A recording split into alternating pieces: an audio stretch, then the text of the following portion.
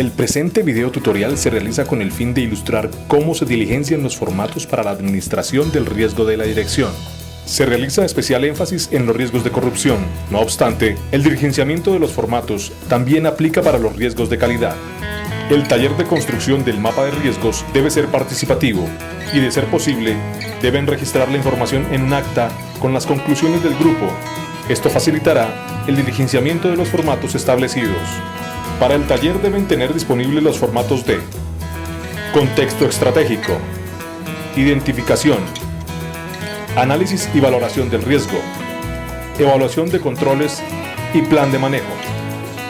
Como material de consulta, tenemos la guía para la administración del riesgo y la presentación del cómo construir el mapa de riesgos. Las etapas que vamos a desarrollar corresponden a las establecidas en la metodología para la administración del riesgo del Departamento Administrativo de la Función Pública.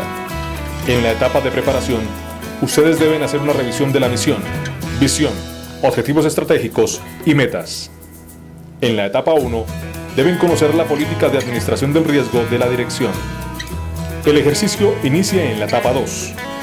Vamos a realizar el análisis del contexto estratégico, externo, interno y del proceso. En el formato del contexto estratégico pueden observar los resultados del ejercicio de planeación estratégica, en el cual se identifican las amenazas en contexto externo y las debilidades en el contexto interno. En grupo, deben revisar ahora si existen factores asociados a las actividades que ustedes realizan en el proceso y que pueden generar riesgos. Voy a copiar y pegar los resultados del acta realizada en el taller para que sea más ágil la presentación. En el ejemplo se encontrarán factores asociados con responsables y la interacción con otros procesos. Revisar que los formatos estén completamente diligenciados y continuamos. Según la metodología, seguimos con la identificación del riesgo. ¿Cómo se realiza? Consiste en identificar la situación no deseada que puede entorpecer el cumplimiento de los objetivos institucionales. Se redacta utilizando una situación no deseada, complementando la redacción, relacionando la acción que se ve afectada. En la pantalla encuentran redacciones comunes de situaciones no deseadas, hurto, fraude, etc. En el ejemplo se describe manipular a beneficio de un privado. Esta situación no deseada y los estudios previos de contratación o suscripción de convenios es la actividad que se ve afectada. Para diligenciar el formato de identificación de riesgos, colocamos primero el código RI, luego viene el código del proceso y luego el número de riesgo. ¿Qué se afecta? Para complementar la actividad u objetivo que se ve afectado, nos vamos al plan institucional y copiamos y pegamos el objetivo al cual pertenece el grupo que adelanta el taller. Cuando se trate de riesgos de calidad, se deben diferenciar si es el objetivo o las actividades las que se afectan. Como en este caso estamos identificando riesgos de corrupción, la metodología nos indica que debemos diligenciar la matriz de definición del riesgo de corrupción, con la cual verificamos que se trata de un riesgo de corrupción. Esta información debe ser consignada en el acta. Por esto les recomendamos elaborar esta matriz y preguntar al grupo si se cumple cada una de las 4 condiciones que definen el riesgo de corrupción. Ahora respondemos si se cumplen o no las 4 condiciones. En caso que la respuesta no sea afirmativa, no se trataría de un riesgo de corrupción. En este caso, confirmamos que sí lo es. Continuamos ahora con el análisis del riesgo etapa 3. La idea es responder las siguientes preguntas. ¿Cómo puede suceder? ¿Cuándo puede suceder? ¿Por qué se puede presentar? Este análisis se realiza en espina de pescado. Debemos, mediante un ejercicio de lluvia de ideas, responder las preguntas del por qué se genera el riesgo, identificando así las causas, y responder, entonces, ¿qué pasa si el riesgo ocurre? Con lo cual, se identifican las consecuencias. Vamos a copiar y pegar los resultados consignados en el acta. Las causas se registran numeradas y las consecuencias señaladas con viñetas. Todos los ejercicios deben realizarse con la participación de todo el equipo. Lo siguiente es el análisis, estableciendo la probabilidad que este riesgo ocurra. Como referente deben revisar si la situación o evento identificados como riesgo se han presentado antes, con qué frecuencia y la factibilidad que ocurra por primera vez en la dirección. La probabilidad se califica de 1 a 5 de acuerdo con la valoración de la siguiente tabla. El resultado para este riesgo es 3. Posible que se presente. Registramos el resultado en el formato.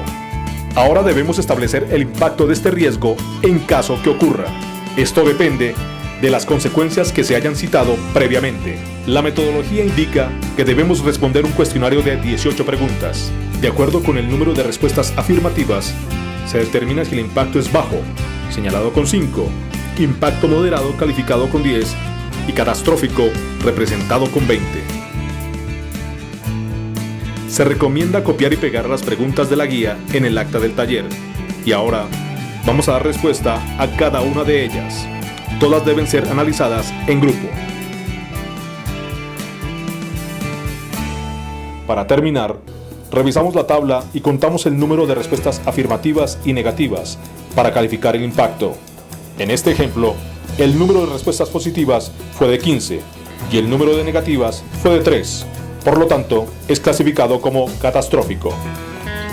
En el siguiente análisis se establece el riesgo inherente, es decir, es la zona de riesgo antes de aplicar los controles. Para determinar la zona de riesgo, cruzamos el resultado de la probabilidad, que para el ejemplo fue 3 posibles. Nos desplazamos en la matriz con el resultado del impacto, que fue catastrófico. En este caso, el riesgo se ubica en una zona de riesgo extrema. Registramos la información en el formato. Vamos ahora a evaluar los controles. Los controles son las acciones que normalmente hacemos para evitar que esta situación ocurra. Lo ideal es que los controles sean muy eficientes para que reduzcan la zona de riesgo. Voy a copiar y pegar los 2 controles identificados en el taller. Para la evaluación vamos a revisar en los procedimientos todos los puntos de control y sus características. Responder en el acta de reunión del taller las preguntas sugeridas en la metodología. Vamos a utilizar el formato de evaluación de controles, en el cual se deben calificar los criterios para cada control identificado. En el ejemplo, un control fue calificado como preventivo, aquellos que reducen la probabilidad que el evento ocurra. Y el otro fue clasificado como correctivo, aquellos que corrigen algunas de las causas que provocarían que el evento ocurra. En la evaluación se deben responder las preguntas del formato. Los riesgos preventivos se califican en la columna de probabilidad. Los riesgos correctivos se califican en la columna de impacto. Recuerden calificar cada criterio en 0 si la respuesta es negativa y el puntaje máximo si la respuesta es positiva. Al final, se suman los resultados de la columna de probabilidad y luego los resultados de la columna de impacto. Si existen más de 2 controles de la misma naturaleza, se saca el promedio entre los 2 puntajes totales. De acuerdo con el puntaje obtenido, vamos a cambiar la zona de riesgo. En el ejemplo, el resultado de probabilidad es 85 puntos. Nos podemos desplazar 2 cuadros hacia abajo. En el caso de impacto, el resultado es 85. Nos podemos desplazar 2 cuadros a la izquierda. Vamos a la matriz de evaluación del riesgo y realizamos el desplazamiento de acuerdo con los resultados. Estábamos en zona extrema. Ahora nos movemos 2 abajo y luego 2 a la izquierda. Ahora el riesgo se ubica en una zona baja, es decir, probabilidad 1 e impacto 5. Finalmente, registramos los resultados en el formato. En este caso vamos a formular acciones para el ejemplo, pero si el riesgo está en zona baja, no se requiere formular acciones. Los controles funcionan muy bien mitigando el riesgo. Vamos a revisar las causales del riesgo. Identificamos que las causas 1 y 5 no están siendo controladas o que pueden ser mitigadas con acciones nuevas al procedimiento. Formulamos entonces la acción para mitigar la causa 1 y la 5. Copiamos y pegamos los resultados del acta. Por último, indicamos cuáles serían las evidencias de ejecución, es decir, los soportes que evidencian la ejecución de la actividad, y terminamos el formato. En este caso, como se formularon acciones, nos corresponde diligenciar el formato de plan de manejo de los riesgos. Voy a copiar y pegar el riesgo, código y las acciones propuestas para programar la ejecución. A esta acción le debemos formular la unidad de medida, que para el ejemplo es porcentaje.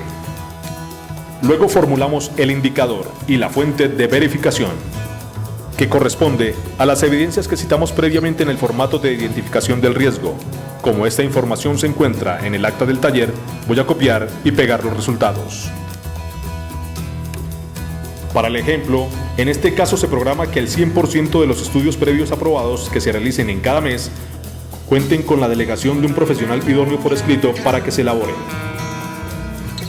Para la construcción de indicadores y unidades de medida, pueden revisar las guías construidas para ello, que se encuentran en el Sistema Integral de Gestión de la Dirección.